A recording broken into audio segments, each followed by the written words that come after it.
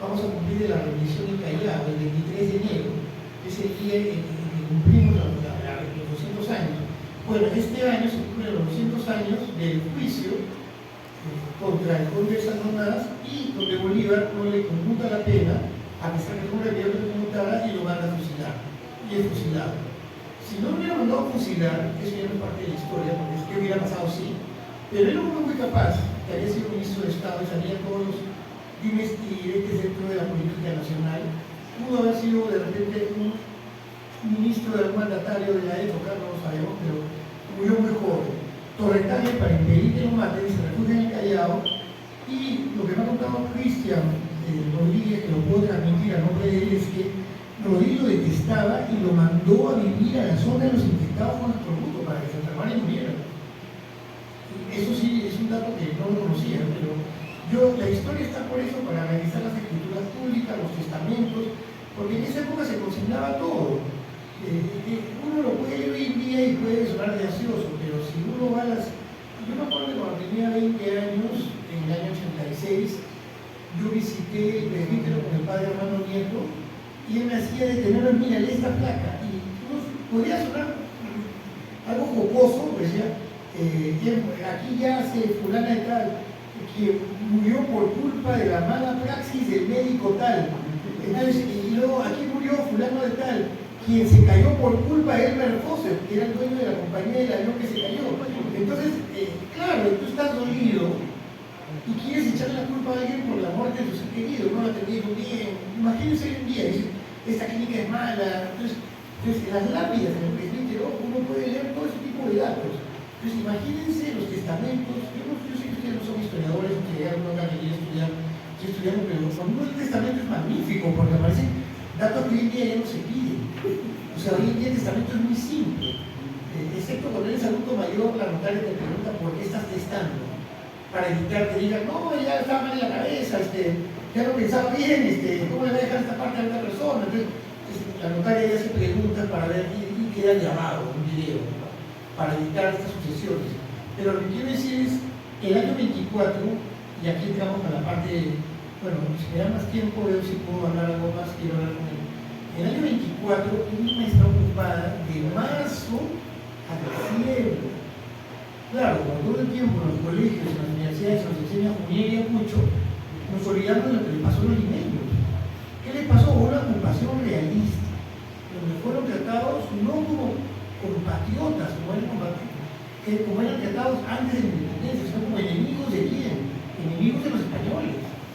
Porque toda la persecución que se hizo fue porque Lima había sido una ciudad de patriotas, me dejo entender. Si Lima se hubiera resistido tipo Arequipa o tipo Cusco, que nunca después de, claro, Arequipa tuvo la rebelión de los hermanos como Mateo Pacao, Angulo, que llegaron ahí, lo de Belgar y todo en el año 14, Arequipa y Cusco tuvieron su movimiento pero aplacado, pero Lima nunca tuvo ese movimiento, porque acá estaba el virrey, acá estaba el cuartel, el famoso cuartel de Santa Catalina, donde se hacía pólvora, que permaneció en Venezuela. O sea, Lima tenía tropa firme, todo el tiempo había una tropa acá, y no había posibilidad de que los civiles se rebelaran o hicieran una rebelión. Intentaron algunas veces.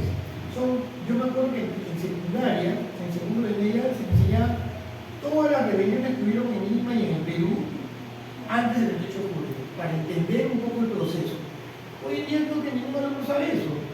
Y por ahí también tenemos que comenzar, porque hay rebeliones, la de Ubalde es importantísima, la de Chori, que son limeños. O sea, hay que saber un poco más de nuestra ciudad, hay que querer un poco más de nuestra ciudad, leer un poco más, y bueno, por un tiempo leer a Mendiburo, leer el diccionario de Alberto Tauro, el diccionario digo, leer algo, empezar con algo, para leer algo sobre Lima, pero lo que les he hablado, lo que les estoy diciendo es, no hay todavía escrito un libro sobre lo que le pasó a los limeños en el 23 y 24, y era ese el objetivo, mientras había crisis política presidencial con dos mandatarios, uno en Trujillo y otro en Lima, había dos congresos, estaba la presencia de los colombianos que estaban aquí, no había plata para pagar a las tropas, los ejércitos habían sido derrotados, la gente acá vivía una crisis de estrés total. Hoy día le diríamos estrés, porque no sabían qué iban a pasar con ellos. Entonces, de la vida del reina, eso se fue a sus tierras a Guamán y no le pasó nada. O sea, la gente que podía huir de la capital para poder tener que comer también. porque la ciudad estaba amurallada y no entraban los productos. Eso también hay que entenderlo muy bien, y que pocas personas inciden en eso, es que la ciudad tenía murallas y se cerraban las puertas y se abrían a ciertas horas. Entonces no había un acceso completo a la ciudad todo el tiempo, y habían portadas. Y si hubiera habido una emergencia de un sitio por parte de los patriotas y del ejército realista que yo lo existiera acá, ha podido hacerlo, porque las murallas pudieron existir no se sabe cuánto, pero las zonas que van de la, ubíquense mentalmente, las zonas que van de la avenida La Colmena a la avenida 12 de Mayo, ya el cuadrante que va de la avenida La Colmena hasta la Plaza San Martín y que llega hasta la avenida Aldao, que va por la avenida Bolognesi y llega hasta la avenida Ugarte, se ubicaron todos en la mente. Sí. Eso eran tierras de cultivo para un sitio. Así fue pensada la muralla en el siglo XVII. Estar y tener tierra para cultivar y darle de comer a la gente si estaba acapada. Entonces no iban a morirse de hambre. No era como una ciudad europea que la muralla estaba totalmente cercada y sí se morían de hambre.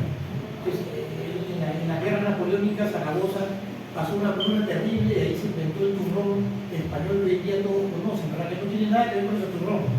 Y acá en Lima, y ya con esto también acabo, no quiero agobiarlos, hubo invención de comida que también ahora ha sido totalmente desvirtuada. Si ustedes le preguntan cuál es la causa y cómo se llama la causa limeña nace por un tema de darle a alimentar a la tropa, a los soldados.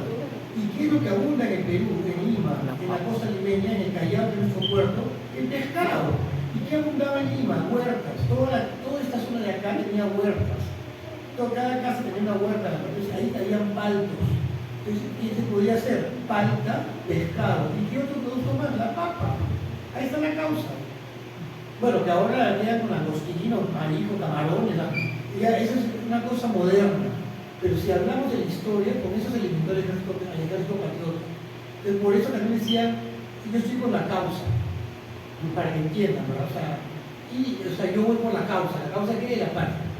Bueno, cuando llegan las noticias a Lima de la victoria de Ayacucho, ya había abandonado la ciudad el ejército realista, el